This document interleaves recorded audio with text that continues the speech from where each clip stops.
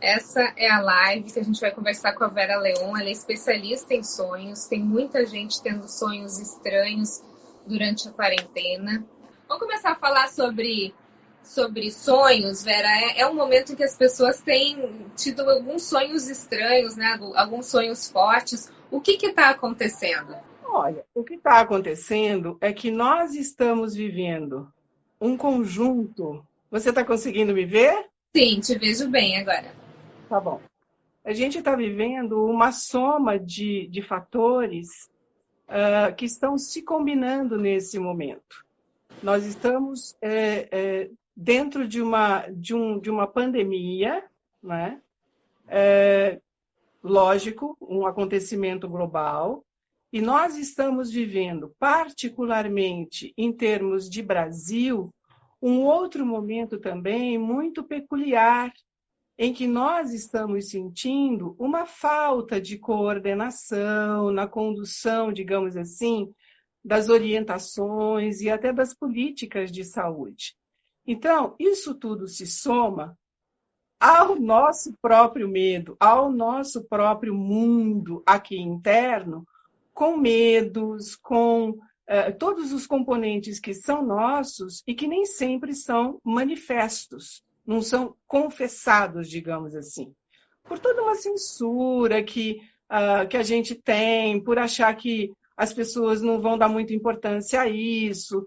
Então, os sonhos estão vindo justamente para poder traduzir essa inquietação que está aqui dentro, esse sentimento de ameaça, de abandono, de profunda insegurança. Então, os sonhos vêm com esse teor para que a gente possa, sabe, pôr para fora, verbalizar, visualizar aquilo que está dentro e que a gente não está conseguindo expressar. Por isso esse misto, né, de sentimentos nesse momento. A gente tem já uma pergunta aqui que veio quando a gente postou sobre o assunto que seria. O time do Zenta pergunta o que são os sonhos e se esses sites de interpretação de sonhos são sites válidos. Bom, Já respondeu. eu tenho uma dificuldade de falar sobre isso. Dificuldade no sentido assim. Primeiro assim, Roberta, eu penso que tudo aquilo que acalmar a angústia do sonhador e que faz sentido para ele é melhor do que nada. É melhor do que ele ficar, sabe, o dia inteiro caminhando com uma angústia e tal. Então, mas se você toma dentro da abordagem junguiana, que é isso, o sonho como sendo uma manifestação do inconsciente, como sendo a imagem, digamos assim, que o meu inconsciente constrói com as informações que ele tem, tanto do meu cotidiano, da minha vida acordada, quanto daquilo que eu não manifesto, como eu disse. Então, se o sonho é esse conjunto, então ele só pode ser meu. Ele só pode fazer sentido para mim. Quando eu, então, recorro aos sites, àqueles livros que dizem assim, sonhou que encontrou uma carteira, você vai ganhar na loteria. Ok, você pode até ganhar na loteria, tá? Mas a gente precisa olhar este símbolo e levá-lo para o momento que aquele sonhador está vivendo. Por exemplo, vamos dizer que ele sonha com a carteira cheia de dinheiro. Nesse momento em que ele ou está com o emprego ameaçado, ou perdeu o emprego. Então, o medo de ficar sem dinheiro vai ser assim, vai tomar conta desta pessoa. Ele pode, inclusive, por conta deste medo, ficar sem ação, no sentido de ele, bom, eu perdi o emprego, eu vou ficar sem, o que eu posso fazer a partir desta realidade? Ou seja, ele se mobiliza, ele entra em ação para poder buscar uma saída. Então, o sonho vem com uma função compensatória, porque ele tem essa função, para dizer, olha, se vira, se mexe, porque é capaz de você ganhar uma grana. Isso é motivador. Não dá para a gente fechar vamos dizer, um símbolo como esse, dizendo vai ganhar na loteria. E aí vai ganhar na loteria, ele, né, descansa, se ele acredita Espera, naquilo. né? Ele espera ganhar na loteria e ele não parte para a ação. Então, eu vejo assim como um pouco, sei lá, um pouco pobre ou um pouco arriscado você recorrer a esse tipo de orientação e não trabalhar em você o símbolo. Você deixa que a resposta venha de fora, mas a resposta, né? A gente tem aqui algumas perguntas relacionadas aos símbolos, né, aos significados dos sonhos. A Beth Teane pergunta: sonhou com uma cobra, traição? Existe essa ligação? Dá para fazer isso ou isso é lenda? Então, a cobra como símbolo de traição ela é histórica, ela é ancestral. Por quê? Porque, na verdade, ela está ligada a uma imagem, digamos assim, bíblica, né? A Eva, que não obedeceu à orientação, né, do Criador, de que ela não poderia comer a maçã e etc., e a cobra foi lá e ofereceu. Então, a cobra ficou como uma visão, digamos assim, cristã, como um símbolo de traição. Mas a cobra é muito mais do que isso. A cobra é também um símbolo da cura. Ela é o símbolo da medicina. Ela é também aquela de quem a gente tira o veneno para também poder se curar. Ela é também aquele animal que perde a pele completamente, o que traz para a gente uma ideia de transformação. Agora, se o sonhador acredita que aquela cobra está dizendo que ele vai ser traído por A ou por B, ou está sendo traído pela mulher, é algo a ser trabalhado com ele. Mas não dá para a gente ignorar o conteúdo mais amplo deste símbolo. Não dá, porque aí é fechar isso demais. Digamos que essa pessoa esteja doente mesmo, e esteja, digamos, se recusando a ir ao médico. Se ela sonha com uma cobra, em que situação essa cobra está? Ela está agressiva? Ela morde ele? Ele foi picado por ela? Ele morre com esse veneno? Ela está mansa? Ela olha para ele? Então, assim, tem toda uma circunstância dentro do sonho. Por isso, quando eu falo para as pessoas escrevam o sonho, elas têm que escrever com todos os detalhes, porque isso conta na hora de você ampliar o sonho. Mas aí eu te pergunto, Vera, tem gente que sonha e não lembra. Para você escrever esse sonho, você tem que acordar imediatamente após você ter sonhado, é isso? Olha, o ideal é que você, claro, ao acordar, você faça a anotação do seu sonho, aquilo que você lembrar. Às vezes nem lembra o sonho completamente, mas lembra um fiapo do sonho, lembra uma cena do sonho. Mesmo que seja esse conteúdo assim tão pouco, vamos dizer, que não conta uma história completa, mesmo isso é muito importante para você anotar. Isso quando a gente fala, sei lá, do que eu chamo e alguns autores chamam, de um pequeno sonho.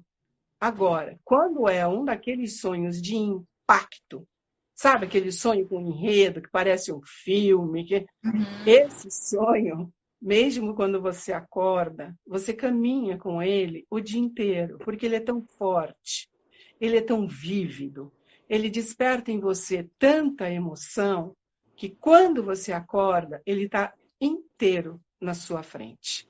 Ele, às vezes, ele traz até uma palpitação para você, ele traz sensações sinestésicas. Então, depende do sonho que você tem. Às vezes, nem precisa anotar naquela hora. Claro que todo sonho tem que ser anotado, mas às vezes não precisa anotar naquela hora, porque ele tá inteiro na sua frente. E às vezes você leva o sentimento dele, né? Eu lembro que outro dia eu estava irritada com meu marido, disse, mas o que tu tem? Eu falei, eu sonhei contigo. Ele falou, mas eu não fiz nada, eu não tenho como fazer o que tu sonhou. Às vezes a gente leva o sentimento do sonho para a vida real, né? E leva mesmo. Por isso que eu disse antes que se procurar o significado do sonho traz um certo alento, se acalma o sonhador, tira dele um pouco dessa angústia, tudo bem. Então, vai lá e procura.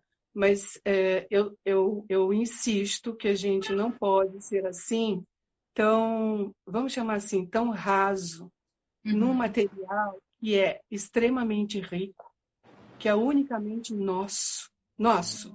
Eu digo assim que tudo você pode, como eu disse da outra vez, você pode se programar para fazer uma meditação, então você tem aí uma orientação do ego, que vai escolher a melhor hora, o melhor lugar, a melhor música. Você pode escolher fazer uma prece em determinada hora. Agora, o sonho, não dá para você escolher. Olha, hoje eu quero sonhar que eu fiz as pazes com meu marido. Isso não vai rolar. Então, quando eu digo que é um material original, é porque ele nasce de dentro de você, de dentro das suas vivências, e ninguém mais vai ter aquele sonho. Então, não despreza esse conteúdo, porque você está desprezando uma parte de você que ninguém mais tem. E aí responde, então, aqui a pergunta da doutora Ana Lemes, que ela fala sobre que cada sonho é único e é individual. A Rosane Pellegrini fala, nesse período, muitos sonhos com abandono e rejeição afetiva, que é realmente muito assustador. Né? A gente tem uma pergunta aqui da Leda, ela fala que sonha sempre com os pais e avós que já se foram. Sonhos bons, acordo muito bem. Pergunta para ela, Roberta, o que significa sonhar com alguém que de repente já morreu?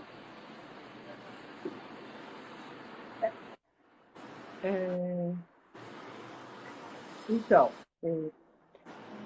a gente está fugindo, né, um pouquinho do foco dos sonhos da pandemia, mas o sonho com quem já morreu é um sonho bastante comum, né? E assim, tem que ver qual é a realidade do sonhador, porque, vamos dizer assim, essa pessoa que sonha com os pais e com os avós, em que momento ou circunstância da vida ela está sonhando com eles? Precisa saber exatamente isso, porque o sonho, ele vem contar de um momento que o sonhador está vivendo, ele traz, digamos, uma experiência ou um conflito daquele momento. Vamos dizer que esta sonhadora, sei lá, está se sentindo triste, está se sentindo sozinha, está precisando tomar decisões e ela gostaria muito de um conselho, de um mais velho, de alguém que a conhece muito. Então, ela pode sonhar com... Teriam este símbolo de acolhimento, de conselho, de alguém que quer o bem dela, tá? Mas você pode também, estar num momento de grande sofrimento, porque perdeu alguém recentemente, perdeu um filho, por exemplo. Você vai querer muito sonhar, você quer muito o reencontro. Então, você pode ter esse sonho, porque quer muito esse reencontro, e até para equilibrar uma carência, digamos assim, para equilibrar uma energia na psique que está muito, está muito para baixo, está muito sem energia, você então tem um sonho de reencontro.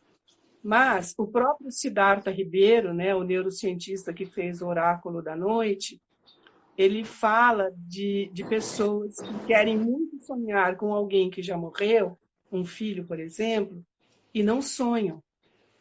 E para os estudiosos, isso também tem uma razão.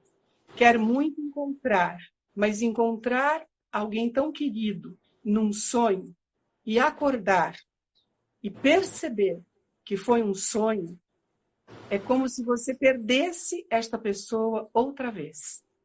Então, precisa olhar muito a circunstância do sonhador. A Neide Caminha pergunta, ela diz o seguinte, ela sonhou com uma pessoa que conhece somente online. Ela estava sentada, a pessoa estava sentada e mostrava os seus trabalhos em 6 tablets. O que isso significa? A gente está aqui com a Vera Leão, que é intérprete de sonhos, né? Igual o José, que interpretava os sonhos para o faraó, a Vera Leão está interpretando aqui. Então, mas aí o José conversava direto com o faraó, conhecia o faraó. No caso desta sonhadora, assim, a gente precisa saber o que é o tablet na vida dela, o que são esses trabalhos. Então, e eu acho que a gente fugiria bastante, né, do teor do nosso encontro de hoje. Eu prefiro, então, a gente voltar para os sonhos da pandemia, em que os conteúdos de medo e ameaça têm aparecido de uma tal forma que as pessoas estão com medo até de sonhar. E esses sonhos têm sido tão significativos neste período de pandemia, está se criando na USP um banco de dados com sonhos, que está sendo chamado de o Inventário de Sonhos. Na Universidade de Harvard tem também o Pandemic Dreams, então sonhos da pandemia, em que estão sendo catalogados sonhos de todo pessoas que já estavam sonhando com a pandemia antes de ela acontecer, o que prova, então, o que mostra que o inconsciente é atemporal, ele pode, com os eventos, os episódios do presente, desenhar um futuro, apontar um futuro, e os sonhos hoje captados, digamos assim, coletados, vão estudar esse sentimento que nós estamos hoje experimentando na pele, que é o medo de que mundo vai ser esse. Quando acabar a pandemia, quem seremos nós? Onde nós estaremos? O que nós teremos vivido e aprendido? Então, quando se fala desse momento atual, a gente precisa olhar que sonhos estão aparecendo para a gente poder olhar de frente o medo que nós estamos sentindo disso tudo. Porque a tendência é negar. A gente acha, sei lá, que está protegido dentro de casa, faz todos os comportamentos de higiene, etc. Mas lá no fundo tem um medo muito grande. Esse medo tem se manifestado quando a gente vai para a rua. Que a gente fica, sabe, com receio daquele que está se aproximando, tem medo daquele que está sem máscara, tem medo que alguém chega muito perto assim da gente na fila do supermercado. Então, a gente precisa se encontrar com esse medo para poder trabalhar melhor esse aqui e agora, que não tem hora para acabar. A gente tem... Vera, vê se tu consegue levantar só um pouquinho o celular, para a gente ver um pouquinho mais o teu rosto. Isso, assim? Melhorou. Isso, tá ótimo. A Luísa, eu conheço bem essa história. Ela disse o seguinte, nessa quarentena, tenho sonhos muito estranhos e sem sentidos. Uma vez sonhei com o Bolsonaro me batendo com sabre de luz. O que isso pode significar? Ela não contou tudo aqui, mas o sonho dela era o Bolsonaro batendo com sabre de luz nela, porque ela estava na volta às aulas e ela não e a ordem é que ela não poderia sair de casa. Ela não contou tudo até o final.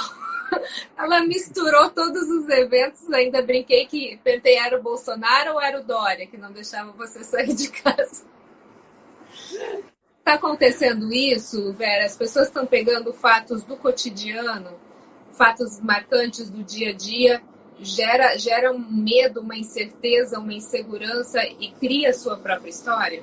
Sim, claro, a gente pega os fatos do cotidiano, como eles estão nos afetando, e a gente vai criar uma história, mas não é a gente na consciência. É lá no inconsciente que essa historinha se forma. Agora, quem é o Bolsonaro para essa pessoa? Porque ele está simbolizando alguma coisa.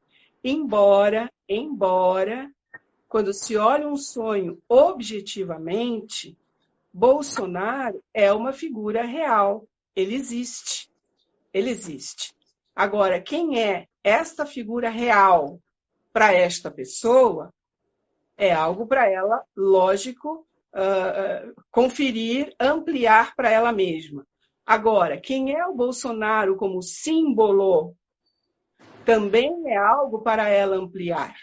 Ele é o presidente, ele é o chefe da nação, ele representa, digamos, o pai de todos, ele é, assim, quando a gente fala simbolicamente, seria o centro da psique. O que é ele estar batendo em alguém com um sabre de luz? O que é o sabre de luz para esta pessoa? Como é que ela se comporta, digamos, diante disso, né, de ser espancada por alguém? Ela está sendo espancada porque ela infringiu a volta, né, a estudar, ela está indo estudar. Então, assim, o que ela está infringindo? Quais são esses desejos ocultos e que ela não pode realizar? Quanto ela quer se rebelar contra o que está aí? Você percebe? Porque na medida que a gente vai ampliando tudo isso, a gente vai se apropriando de uma situação, de um contexto nosso, que nem sempre é fácil admitir. Ela, de repente, pode dizer: estou cansada desse negócio, eu queria voltar para a aula, eu queria estar na escola, eu queria estar aprendendo. Eu não, entendeu? É preciso abrir, ampliar. E aí a gente entra na intimidade do sonho. É por isso que precisa ser algo assim, um diálogo meio que cara a cara, porque ela vai ter que dizer quem é o Bolsonaro para ela. Ah, ele é legal, ela gosta dele, ela não gosta dele, ela acha que ele está conduzindo muito bem, por que ele tem um sabre e está batendo em alguém? O que ela representa nessa história? Por que ela está nessa história? Tá? Qual é a ação que a gente chama do ego onírico?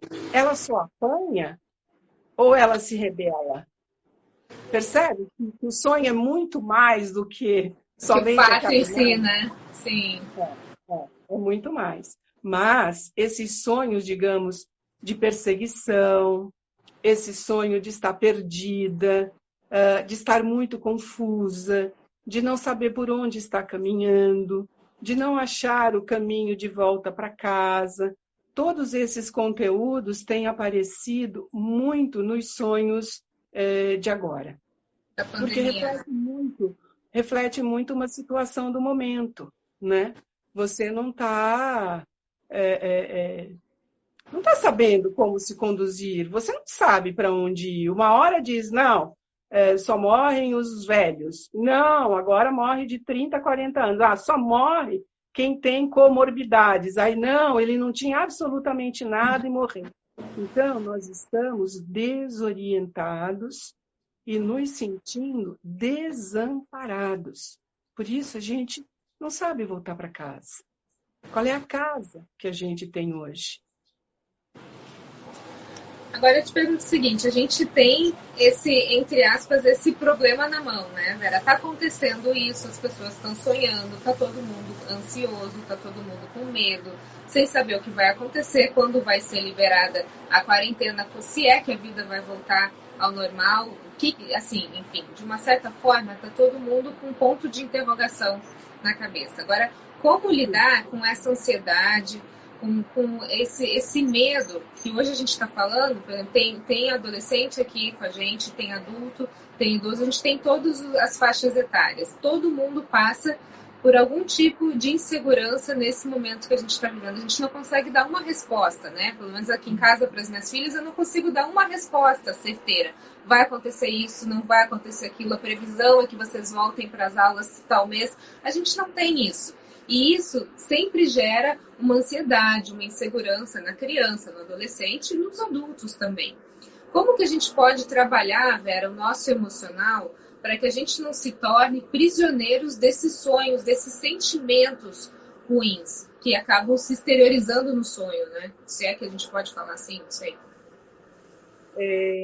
Sabe, Roberta, essa situação de ansiedade, de medo, de insegurança, Não tem muito como fugir desta realidade, porque ela está presente, ela invade o nosso dia, todas as nossas horas, porque esse é o noticiário, isso é o que se está vivendo.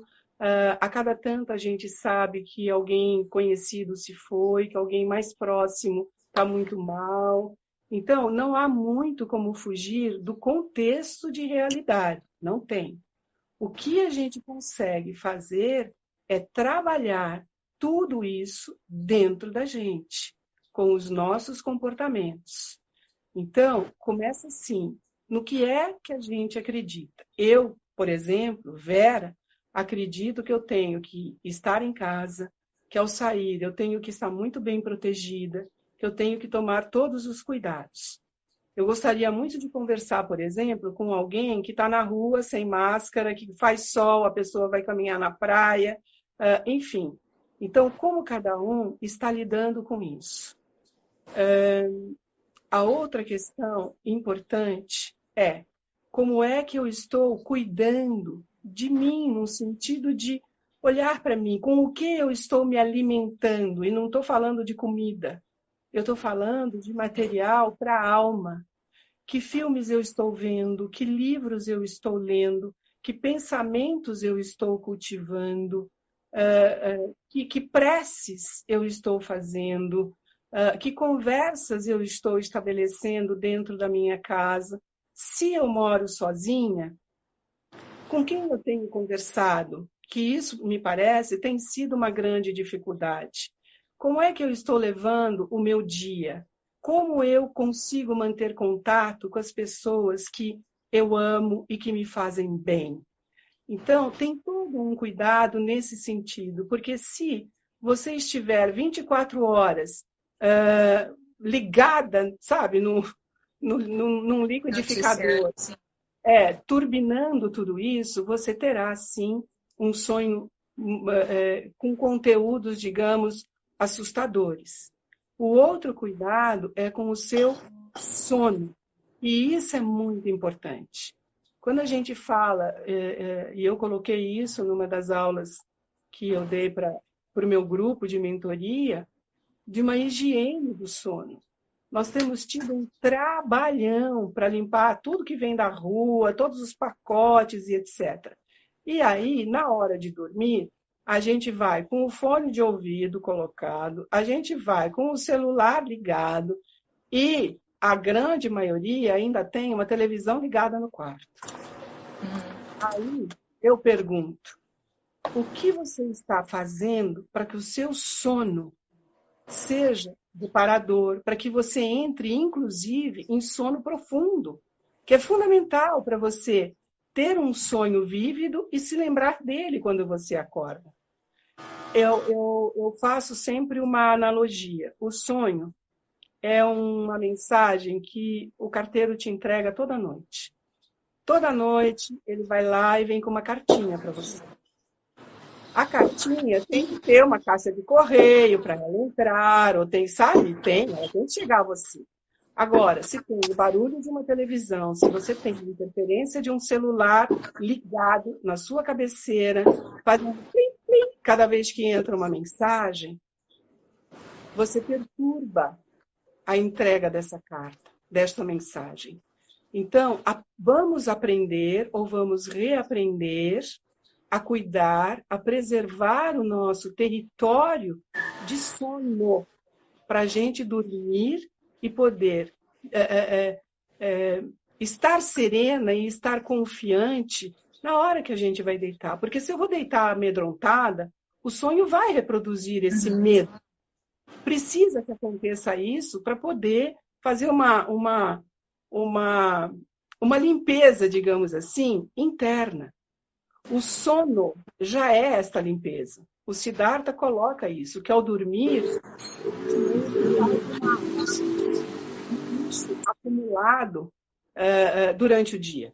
Faz uma faxina. Então, vamos colaborar para isso, primeiro, porque a gente vai perder esse material muito rico. E segundo, Roberta, porque a gente não sabe quanto tempo esta situação vai durar. Nós estamos aí cultivando uma ideia meio romântica de que isso vai passar logo, de que será um mundo melhor, de que nós teremos aprendido a lidar com isso, mais ou menos. Eu acredito até que exista uma vontade individual de ter aprendido com essa experiência de agora. Né? As pessoas falam, o ar está mais limpo, os peixinhos estão aparecendo. Então, tem uma resposta da natureza para dizer, olha, a gente precisava descansar. E um jeito de nós descansarmos disso tudo é olhar para dentro. É prestar atenção naquilo que está acontecendo no nosso mundo de dentro. E isso já vai favorecer que os sonhos apareçam e que a gente se lembre deles. Uma das minhas meninas do grupo, a semana retrasada, eu falei muito de sonhos no nosso grupo. E ela, então, no retorno da aula, disse, eu tenho aqui o meu caderno, mas ele está com todas as páginas em branco. Aí eu falei, não faça isso, né? Considere o seu sonho, veja ele como um produto precioso e que é só seu. Anote. Hoje de manhã ela me mandou uma mensagem dizendo, olha, já tem várias páginas do meu caderno com anotações. Então, isso para mim é uma resposta muito significativa de que este pode ser um caminho para que nós reencontremos o equilíbrio possível nesse momento. Não estou dizendo que a gente vai sair dessa, uau, agora estou lidando muito bem com tudo isso. Não.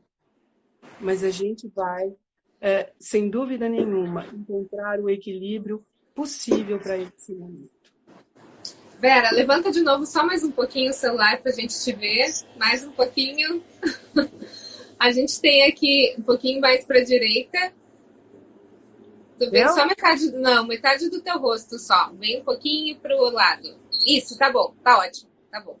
Só para a gente finalizar aqui, a doutora Ana Lemes colocou algo muito importante. Ela fala, nós não temos respostas. A impressão é que estamos em fase de adaptação para algo novo. Na verdade, a gente não sabe o que a gente vai enfrentar, né? Como você falou, daqui para frente. É tudo muito novo. E é um momento da gente, acho que, se apegar nas coisas do alto, nas coisas que realmente importam e trazem significado para a nossa vida, né? Sim, porque o que a gente hoje se dá conta é assim, que nós estamos conseguindo viver, vamos dizer, com muito pouco, né? Nós não temos saído às compras, para o bar, para beber, nada disso. A gente tem vivido com muito pouco e algumas pessoas estão encontrando nessa experiência da vida em casa até um prazer muito grande, porque elas estão descobrindo. Ontem, uma das minhas meninas também disse isso. Ela falou, sabe, eu pedi para o meu marido comprar umas plantinhas para mim. E aí ela mandou uma foto das violetas na varanda, num centro de mesa, e de um aromatizador de ambiente. Você se dá conta do quanto isto é simples e do quanto talvez nós estivéssemos passando à margem disso tudo?